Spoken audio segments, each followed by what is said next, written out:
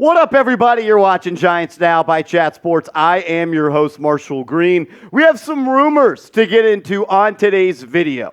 I have been told from somebody that is connected to the New York Giants that Brian Daboll and Joe Schoen got into a verbal altercation on Tuesday following the Monday Night Football loss against the Seahawks over Daniel Jones and his future with this organization. This is the text that I received. It said, "Hey, Marsh, first of all, big fan of the show. Second, one of my friend's close family friends works at the Giants front office, and apparently Joe Schoen and Brian Daboll got into a heated fight about Daniel Jones. I'm not entirely sure of the details, but I find it interesting what the Giants plan to do next. Thought I might let you in on this. Go Big Blue." So I just want to say this. I'm not saying that this is true.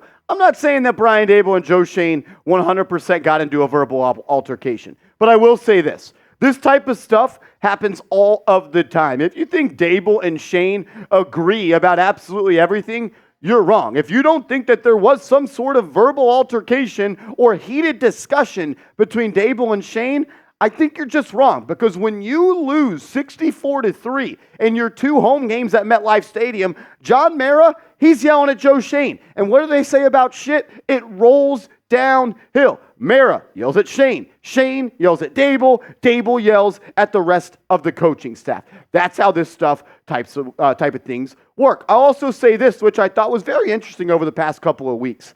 I have noticed that Joe Schoen has had a lot of input in playing time for certain situations. Go listen to when Bobby Johnson, Mike Kafka, and Wink Martindale speak to the media. Bobby Johnson was asked why Mark Lewinsky was taken out of the starting lineup, and he said it was a collective decision between myself, Kafka, Dabes, and Joe. Mike Kafka was asked why that Shane Lemieux started at left guard over Mark Lewinsky when Ben Bredeson was out. And Kafka said it was a collective effort and decision made by myself, Brian, Joe, and Bobby. So we are getting an understanding that Joe Schoen is having a decision-maker, is a part of the decision-making process on who is going to play in these games, as he should. He is the general manager. Let's just be honest, though. Whether there was this verbal altercation that I was told about or not, I can guarantee this, and I know this for a fact.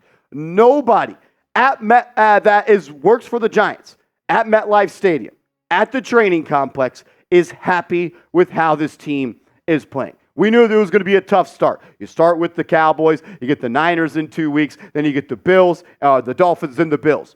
4 primetime games in 5 weeks. It was going to be a tough schedule. Nobody thought they were going to be this bad. Nobody thought they were going to be humiliated like they have been 3 times on the national stage.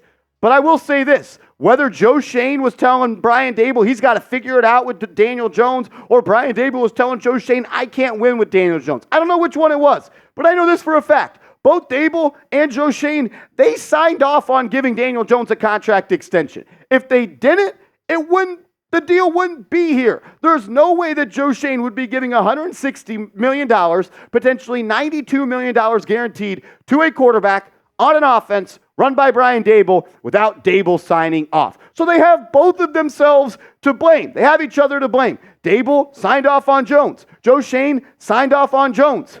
You can't be mad at anybody but yourself. So get it better. I do want to say this, though, because a lot of people think I'm blaming everything on Daniel Jones, and I absolutely am not. Does he need to be better? 100%. Multiple things can be true, though. The coaching staff has let him down, the offensive line has been terrible, and he has not played well. Actually, all 3 of those things are true. They've been bad. Coaching staff, Daboll and Kafka, Bobby Johnson, mainly the offensive staff has been bad. I was happy with the way the defense played on Monday against Seattle, allowing only 2 drives of over 40 yards. Multiple things could be true. The O-line stinks, and Daniel Jones is not making the most out of his opportunities. I want to ask this question, though. Who is more to blame? Is it the coaching staff? Is it Daniel Jones? Is it the offensive line? I think all 3 of these answers, if you want to type CDO, I'm cool with that. But let me know. Pick one if you could. Which one is more to blame? A lot of people have asked me, Marshall, can the Giants get out of Daniel Jones' contract after this season? You can always get out of a player's contract. But realistically, the Giants are going to be stuck with Daniel Jones through the 2024 season. Take a look at his contracts and how the dead money and cap hits change and the savings change when you go through the options that they can. If they trade Daniel Jones Following this season, prior to 2024, and it's post-June 1, they would have a dead money cap charge of $11 million, and they would save $36 million.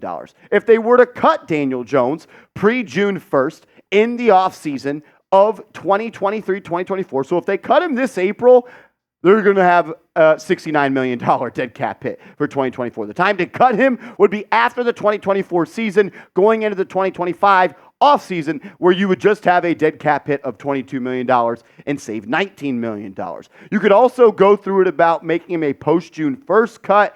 That best time to do that would also be in that same year of the 2025 offseason, where you would have a dead money charge of $11 million in 2025 and $11 million in 2026. Plain and simple, there is no easy way to get out of this contract. Jones will be a Giant this year and next year, and then we'll see what happens after that. I know this, if any more news and rumors come out about the Giants, we are going to make a video. And if you're tired of the losing, like I know I am, do your job. If you want the Giants to beat the Dolphins, hit that sub button. Go down right now, subscribe to the channel, free Giants content, inside access to the Giants and videos every single day.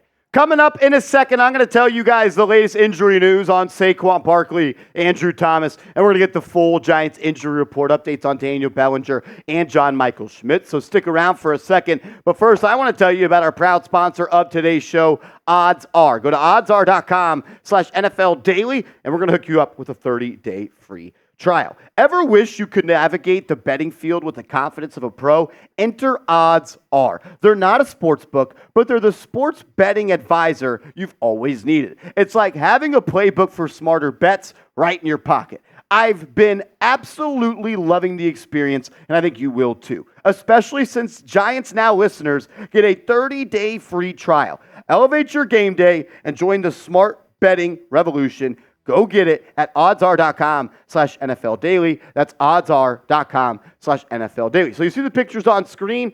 If the bets are in red, Odds Are is telling you to stay away. Envision it like a stoplight. Green means go. Yellow means pursue at your own risk. I promise you guys are going to love this, and it makes my Sundays better, and it puts a little bit of money in my pocket. That's oddsr.com/NFL daily. Get a 30-day free trial. That link will be clickable in the comments and description of today's show. Alrighty, let's close it with some injury updates. The Giants practiced on Wednesday, and Saquon Barkley did participate in team drills for the first time since he did hurt that ankle in Week 2 against the Arizona Cardinals. Barkley was a game-time decision last week. He was ultimately ruled out. And I think with another week under his belt, rehabbing, getting ready, getting treatment, I think he's going to play. And I'm feeling good about 26, Saquon Barkley playing this week against the Miami Dolphins.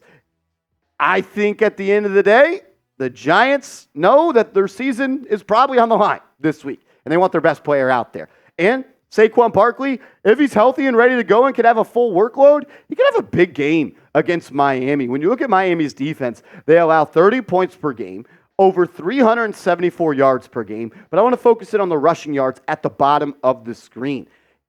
The Dolphins give up 123 rushing yards per game, which is 22nd in the National Football League. They're a good offense, no doubt about it. Their defense is suspect, and Barkley, if healthy, could have a big day, but of course that is dependent on the offensive line for the New York Giants. We did get an injury update on Daniel Bellinger. He left the game on Monday night, and he has a sprained MCL. So he was a limited participant at practice, but I think it's a long shot at best that he's going to play this week. I think he's at least going to miss a game or two with that sprained MCL. Andrew Thomas, on the other hand, he's not going to play. He's still being bothered by that hamstring injury, and Brian Daboll said it is unlikely that Andrew Thomas is going to play this week. Thomas said he did not feel right when he went and practiced last week on Thursday, that he did not practice on Friday. I think it was a setback from people I know in the know. They've told me it was a setback with his hamstring injury. Maybe he's just still weeks away. At the end of the day, not ideal. Your franchise left tackle pretty much tore his hamstring chasing down a blocked field goal on the first drive of the game. Sometimes you wonder if the football gods are on your side or not. Some other players that were limited at practice today: Gary Brightwell dealing with an ankle injury. Marcus McKethan a knee. Azeez Ojulari, I think this is more just a maintenance day. He came back after missing a couple of games due to a hamstring injury. I think they're just holding him out there, trying to keep him ready to go on Sundays. Evan Neal, he's dealing with a hand and an ankle, as well as Wan'Dale Robinson. Similar situation to Azeez Ojulari, I believe. Still rehabbing from that torn ACL. Played a good amount last week. I think they're just trying to keep him fresh and ready. Guys that did not practice: Andrew Thomas, John Michael Schmitz, a shoulder. Dan Duggan of The Athletic says he does not think John Michael Schmitz is going to play. He thinks it's going to be a long shot at best. And Shane Lemieux, a groin. Notice that we talked about 5 offensive linemen today on the injury report. Dan Duggan broke it down. The healthy offensive linemen in today's practice on Wednesday: Josh Azudu, Mark Glowinski, Ben Bredesen, Matt Peart, and Evan Neal. And Evan Neal was limited. So you only had 4 guys fully healthy. Also, Jalen Thomas and Jalen Mayfield from the practice squad. And Daboll even said that Neal would be limited with a knee and hand injury. That's 4 healthy offensive linemen. This offensive line is beat up. The only guys that are healthy are Bredesen, Azudu, Glowinski. Yeah, Glowinski's not even. Oh, no, Glowinski is healthy, and Peart. That's it. Yeah, this is rough right now. Not ideal. I didn't think this offensive line could get worse until I saw the injury report today. John Michael Schmitz isn't going to play. If Andrew Thomas isn't going to play, and you're banged up at right tackle, my, oh my, this is bad. I don't want to blame the injuries on Joe Schoen. That's not what I'm doing here. What I mean by this is the lack of depth, the lack of top-end talent on this offensive line. It's year 2 for Joe Schoen. It's on him, my man. Look at the additions he's made. Evan Neal. I'm not going to criticize him too much for the pick of the Evan Neal, because I think every general manager in the league that wanted an offensive tackle that was selecting number 7 on the board would have took Evan Neal. But at the end of the day, it's still a draft blunder, and it's a red X mark on his resume. He paid Mark Glowinski. He stinks. He drafted Marcus McKeithen. He hasn't looked good. He drafted Joshua Azudu in the top 75. He has not looked good. I like what I've seen from John Michael Schmitz, but if you're telling me the only addition to the offensive line this offseason was a second-round pick, it's not good enough. Just simply not good enough. The Giants do have a projected $43.4 million in cap space. So for all the people that are like, why would the Giants draft a quarterback? They don't have a good O-line. That's how you fix the offensive line. You don't really have time as a general manager to wait on rookie draft picks to reach their top level of talent. You need to go out and sign proven guys at this point, and you could sign a couple of them with $43 million. You can also add $6 more million to that cap space, get up to $50 million if you cut Mark Glowinski. You could also cut Darius Slayton. He saved $7 million. So you could potentially get up to $57 million to spend in free agency on offensive linemen. Look, Joe Schoen saw the Giants' offensive line get their teeth kicked in by the Cowboys and Eagles last year. And the only thing he did was add a second-round offensive lineman. I love what he did by doing that with John Michael Schmitz. I think it's safe to say it just simply wasn't enough. As always, I just want to say thank you, and I appreciate you for tuning in to Giants Now by Chat Sports. Shout out to y'all. Y'all are always real ones, and y'all make this show possible. If you haven't yet, give me a follow over on Twitter at @MarshallGreen_.